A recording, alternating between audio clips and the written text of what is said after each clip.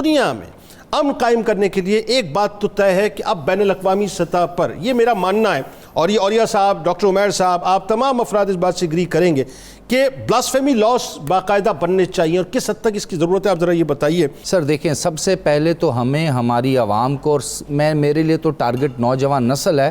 ان تمام کو ہمیں ایک نئی اور اوریجنل ڈیفینیشن آف اسلام بتانی ہوگی۔ ہمارے ہاں پچھلے 30 سال سے ایک اور بڑا پرابلم کریٹ کنفیوژن کی گئی ہے، میڈیا کے تھرو بھی اور ویسے بھی جو سوڈو انٹلیکچوئلز ہیں وہ یہ بات کرتے چلے آ رہے ہیں اسلام is a religion of peace.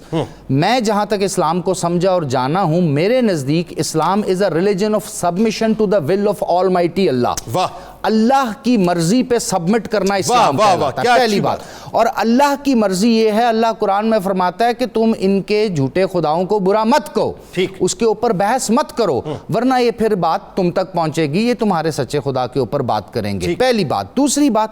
سر دیکھیں، نبی پاک صلی اللہ علیہ وآلہ وسلم سے جو ہمارا رشتہ ہے اس میں عرب و عجم کی جو تفریق ہے زبان کی، وہ نہیں ہونی چاہیے، کیونکہ اقبال کا تو صرف اور صرف ایک ہی ہمیں جو میسج تھا وہ یہی تھا کہ تم مصطفوی ہو۔ میں صرف اقبال کے اس 2 اشعار کو آپ کے سامنے پیش کروں گا۔ اقبال فرماتے ہیں، بازو تیرا توحید کی قوت سے قوی ہے، اسلام تیرا دیس ہے تو مصطفوی ہے، نظارہ درینہ زمانے کو دکھا دے، اے مصطفوی خاک میں اس بت کو ملا دے۔ اب یہ جو بت ہے یہ اس تہذیب کا بت ہے جس کے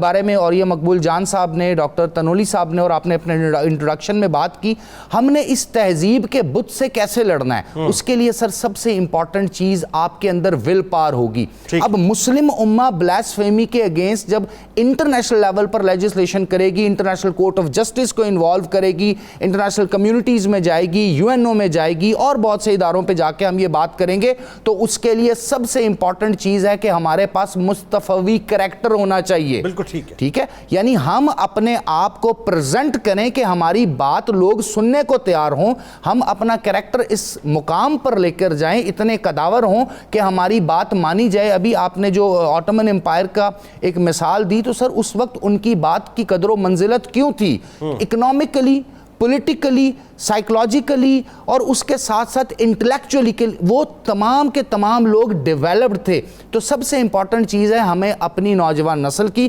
آبیاری کرنی چاہیے، ان کو دین کی طرف، تعلیم کی طرف، تربیت کی طرف، ریسرچ کی طرف، اور مسلم امہ کو ایک جگہ اکٹھا کرنا۔ اور سر مسلم امہ کو ایک جگہ اکٹھا کرنے کے لیے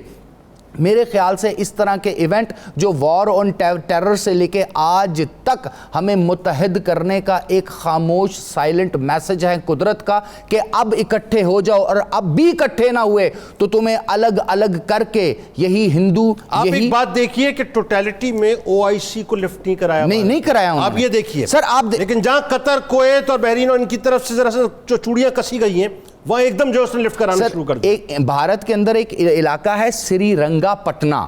2 دن پہلے وہاں پر ٹیپو مسجد کے نام سے مسجد ہے جس کے اگینسٹ باہر جا کر جو ہندو ہیں انہوں نے دھاوا بولا ہے، اور انہوں نے کہا ہم یہاں پر عبادت کریں گے۔ یہ تو یہ ہو رہا ہے۔